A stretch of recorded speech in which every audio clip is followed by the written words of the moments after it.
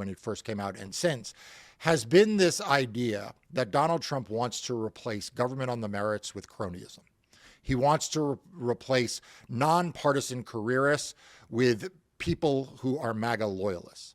Well, what he is combining that here with is a competition to prove that you're a MAGA loyalist, right? Yeah. Because he is finding people within the system to sort of self-identify. And you know as well as I do, that doesn't surface the best. Right? No, right? I mean, inherently, that is a race to the right. It's going to be a race to see who can be extreme enough to both catch the eye of Donald Trump unto itself, but then also beat out all the other MAGA loyalists who are surfacing themselves. Right. And who are some people who we saw do that in the first term? People like Jeffrey Clark. Yeah. People like Kash Patel, right? These were the people who were like, I can catch the eye of the president by proving that I am, more loyal than anybody else. And so really, at the end of the day, that's the only qualification he's looking for. He's not picking Kash Patel because he's especially competent doing X, Y, and Z. It's because he is the most loyal, the most willing to do the bidding of Trump, and that's it. So you don't have to have some deep resume. You don't even have to have much of a resume at all, which the majority of Trump's qualifications are showing us. You really just have to show undying fealty to the God King. Right. And you asked the question, so what about the bulwark? Well, it has two effects on the rest of the careerists. Number one, some of them look and they're like, oh, well, that's the way to get ahead, right? So like it sort of invites, as you say, a race to the most extreme rightward MAGA position, right? Even among people who might not otherwise believe it because they see it as a career path. But the second is, think about what it does for morale for the good people, right? For the people who are there for the right reasons, for the people who do want to do the right thing. What message does it send them?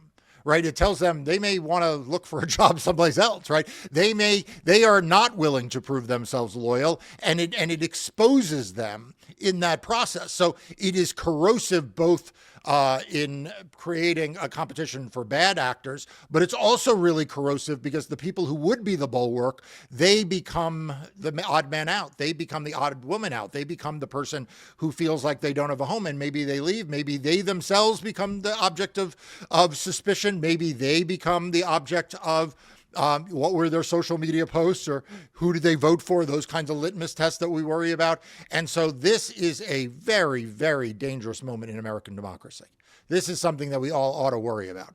And so when we're in a position where, for example, let's say Donald Trump gives an illegal order, and this is something he spoke with Pam Bondi about during her confirmation hearing, which she refused to even humor because we couldn't possibly imagine someone like Donald J. Trump, this beacon of virtue and integrity, ever ordering an illegal act. But if there's an illegal order given that the folks at the top of the intelligence community are perpetuating on Trump's behalf, to what extent can the folks who are beneath them block this from being carried out by virtue of it being an illegal order? Like, to what extent can they refuse to comply with an order that they view as unconstitutional, or that may very well be unconstitutional, versus the fact that it was an order that was given by folks at the top of the intelligence community or even Donald Trump himself?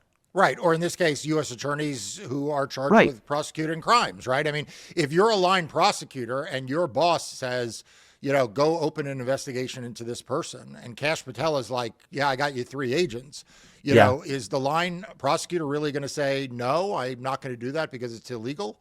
If they say, go to a judge and submit this affidavit, go to a judge and try to get a search warrant or issue or open a grand jury, are they going to be the ones to say no? You hope they are. But honestly, how many people are going to self-rationalize that and say, well, I'll just open the investigation.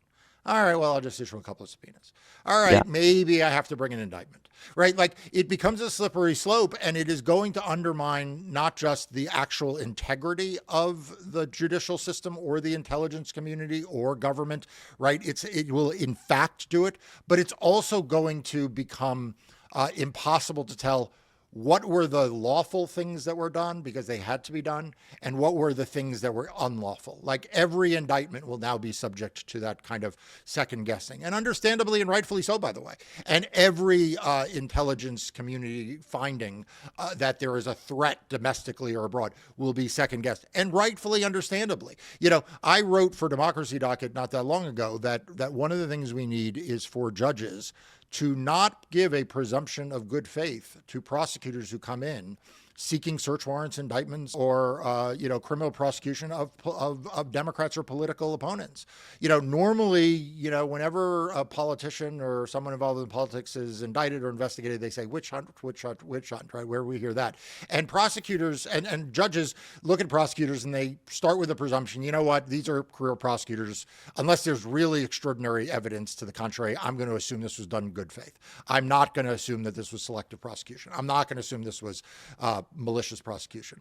But I'm telling you, as a Democratic lawyer, I don't think that judges can start with that proposition. I think if you start to see investigations of prominent Democrats, of people on the January 6th Commission, of people who were enemies of Donald Trump on Kash Patel's list, of people who testified against Donald Trump, I think judges need to not walk in there with an assumption that this was good faith. And that's the problem, Brian. By doing this thing with the U.S. Attorney's Office, they are, in fact, confirming my concerns. And I think they are going to put judges in a lot of really hard spots. Well, I think that puts on full display the extent to which the courts will be especially important in the next few years moving forward. And you have been beating the drum about this in Democracy Docket, which is the news outlet you founded to focus on everything voting elections. Again, if ever there was a time to sign up and make sure that you can read what Mark has to say and his team has to say on a daily basis, now is that time. So I'll put the link right here on the screen and also in the post description of this video. Please do yourself a favor, sign up and support independent media and fearless journalism. I'm Brian Tyler Cohen. I'm Mark Elias. This is Democracy Watch.